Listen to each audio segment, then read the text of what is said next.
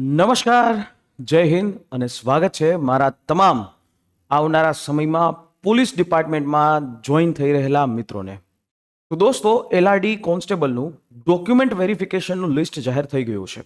આશા રાખીએ આપનું નામ એ લિસ્ટની અંદર હશે. 12,000ની આ ભરતી 24,000 લેવાના હતા.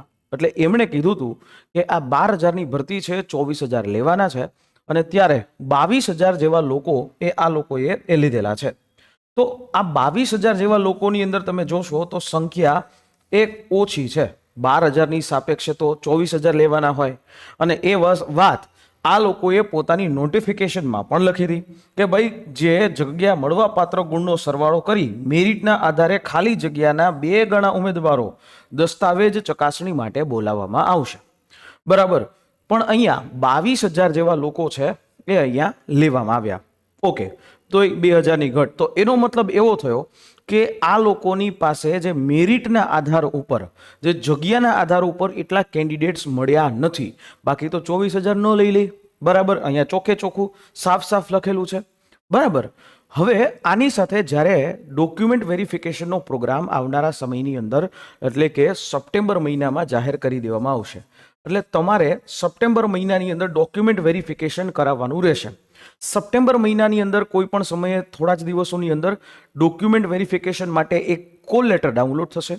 હવે આ કોલ લેટરની અંદર જ્યારે તમે કોલ લેટર ડાઉનલોડ કરવા આવશો ત્યારે તમારે એક પસંદગી ક્રમ આપવાનો રહેશે.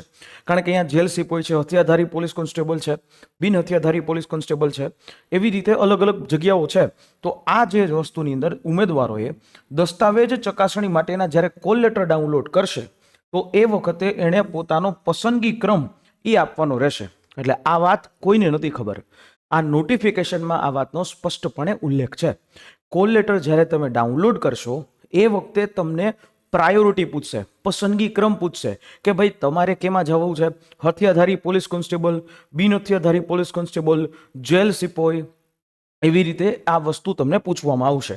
અને પછી તમારું જે મેરિટ એટલે કે તમારો જે માર્ક, જેની અંદર એનસીસી કર્યું હોય તો એના માર્ક એડ થાય, સી સર્ટિફિકેટ, એનસીસીનું સી સર્ટિફિકેટ છે એના માર્ક એડ થાય, રક્ષા શક્તિ યુનિવર્સિટીના માર્ક એડ થાય. આ બધું ભેગું થાય.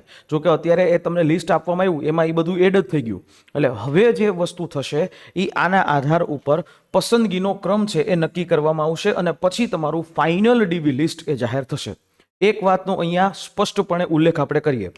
ડોક્યુમેન્ટ વેરિફિકેશનમાં સીધા નંબર આપવામાં આવ્યા છે.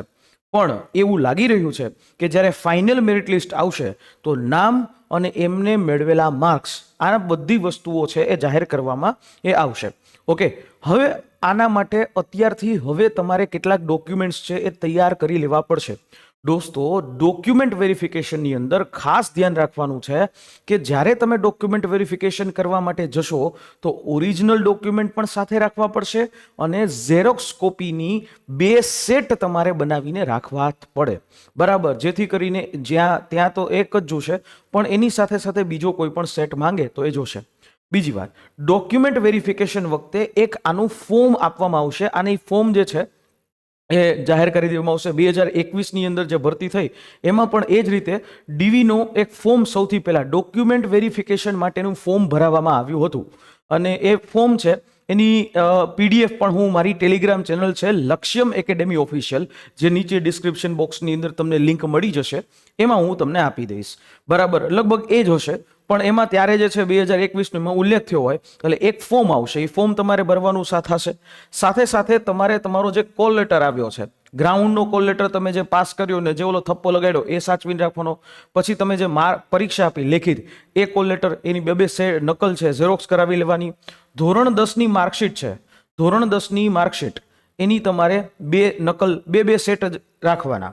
બરાબર. ધોરણ 12ની માર્કશીટ છે એની તમારે નકલ રેડી રાખવાની. એલસી જે છે 12મા ધોરણનું એ એલસી છે, ડિપ્લોમા કરેલું હોય તો 12 સમકક્ષ જે તમને મળે છે એ તમે આપી શકો છો. ઘણા લોકોએ ડિપ્લોમા કર્યું હોય, આઈટીઆઈ કર્યું હોય તો 12મા ધોરણ સમકક્ષ જે Gujarat secondary and higher secondary education board ત્યાં જઈ અને તમારે ઇક્વિવેલન્ટ સર્ટિફિકેટ છે એ કાઢી લેવાનું. પણ ઇક્વિવેલન્ટ સર્ટિફિકેટ કોને કાઢવાનું? જેને ડિપ્લોમા કર્યું હોય અથવા જેને આઈટીઆઈ કર્યું હોય. આ ઇક્વિવેલન્ટ સર્ટિફિકેટ છે એ માત્ર એ લોકો માટે જ રહેશે, બરાબર. પછી તમારે તમારું આઈડી કાર્ડ, હવે આઈડી કાર્ડમાંથી તમે કોઈ પણ આપી શકો. આધાર કાર્ડ આપી શકો, પાન કાર્ડ આપી શકો, મતદાર યાદી કાર્ડ આપી શકો, ડ્રાઇવિંગ લાયસન્સ આપી શકો.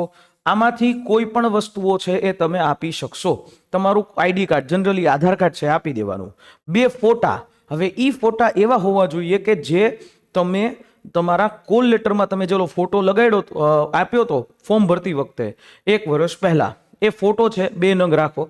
જો ન હોય તો અત્યારનો લેટેસ્ટ જે છે એ ફોટો પડાવી લેવા, બરાબર. પાસપોર્ટ સાઇઝના 2 ફોટો છે રાખવાના. હવે ત્યારબાદ ઓપન કેટેગરી વાળા એ બીજો કોઈ એવું ડોક્યુમેન્ટ ન હોય પણ જાતિનો દાખલો, એસસી એસટી, એસઈબીસી એ બધાને હશે. ઈડબ્લ્યુએસ હશે તો એમને પણ ઈ ડોક્યુમેન્ટ માટે જે દાખલો આપવામાં આવ્યો હોય ઈડબ્લ્યુએસ નું સર્ટિફિકેટ કહેવાય, બરાબર. હવે એવી જ રીતે એસસીબીસી નું સામાજિક અને શૈક્ષણિક રીતે પછાતનું સર્ટિફિકેટ છે આપવાનું થાય, જે એસસીબીસી વાળાને. એસસી અને એસટી એમને પણ સર્ટિફિકેટ આપવાનું થાય. આ સ્ટેટની ભરતી છે એટલે અહીંયા તમારું જે સર્ટિફિકેટ છે એ ગુજરાતી વાળું ચાલશે. એટલે સિમ્પલ તમારે ગુજરાતી છે એ ગુજરાતી વાળું સર્ટિફિકેટ તમે આપી શકો છો. એસઈબીસી વાળા જે લોકો છે એમને નોન ક્રિમિલિયર સર્ટિફિકેટ આપવાનું રહેશે. નોન ક્રિમિલિયર સર્ટિફિકેટ એ 3 નાણાકીય વર્ષ માટે વેલિડ હોય છે. માની લ્યો કે તમારી પાસે અત્યારે જે નોન ક્રિમિલિયર સર્ટિફિકેટ જે તમે આપ્યું હતું 1 વર્ષ પહેલા એની મુદત કદાચ પતી ગઈ હોય તો ફરી પાછું તમારે નોન ક્રિમિલિયર સર્ટિફિકેટ કઢાવી લેવું પડશે. જૂનું છે એ પણ આપ સાચવીને રાખવાનું, એ પણ ત્યાં માગે તો દેવાનું, અને નવું પણ જે છે તમારે નોન ક્રિમિલિયર સર્ટિફિકેટ એ કાઢી લેવાનું. આ નોન ક્રિમિલિયર સર્ટિફિકેટ એસઈબીસી વાળા જે મિત્રો છે એમના માટે, બરાબર. ઈડબ્લ્યુએસ સર્ટિફિકેટ છે જે ઈડબ્લ્યુએસ વાળા, ઇકોનોમિક વીકર સેક્શન વાળા, એમને ગુજરાતી વાળું આપવાનું રહેશે, બરાબર. સીસીસી સર્ટિફિકેટ, હવે જોજો સીસીસી સર્ટિફિકેટ ન હોય તો શું કરવું? જો ભાઈ, ધોરણ 10 અથવા તો ધોરણ 12 ની અંદર તમારી પાસે કમ્પ્યુટર એક સબ્જેક્ટ તરીકે હોવું જોઈએ. કમ્પ્યુટર છે એક સબ્જેક્ટ તરીકે હોવું જોઈએ. જો એ ન હોય તો માની લો તમે ગ્રેજ્યુએશન કર્યું છે તો એની અંદર પણ ક્યાંય આપ્યું હોય કોમ્પ્યુટર એક સબ્જેક્ટ તરીકે તો એ પણ આપી શકો છો.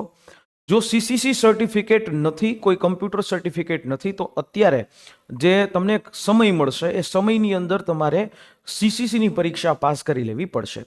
તો આટલા ડોક્યુમેન્ટ્સ છે દોસ્તો એ તૈયાર રાખો. ખાસ તો જે બધા દાખલાઓ છે એ દાખલાઓ તૈયાર રાખો, કારણ કે અત્યારે ભીડ છે. તમને આ સમય મળ્યો છે એ સમયની અંદર ડોક્યુમેન્ટ વેરિફિકેશન કરવા માટેના તમામ પુરાવાઓ, જેમાં આ બધા જ પુરાવાઓ છે એ તૈયાર રાખવાના થશે. હજી આની ઉપર ઓફિશિયલ માહિતી ટૂંક સમયમાં આવી જશે, પણ અત્યારથી એટલા માટે કહી દઈએ છીએ કે જેથી કરીને તમારું કામ છે એ સ્મૂથલી થઈ શકે અને ઇઝીલી રીતે તમારું આ ડોક્યુમેન્ટ વેરિફિકેશનનો પ્રોગ્રામ છે એ ક્લિયર થઈ જાય.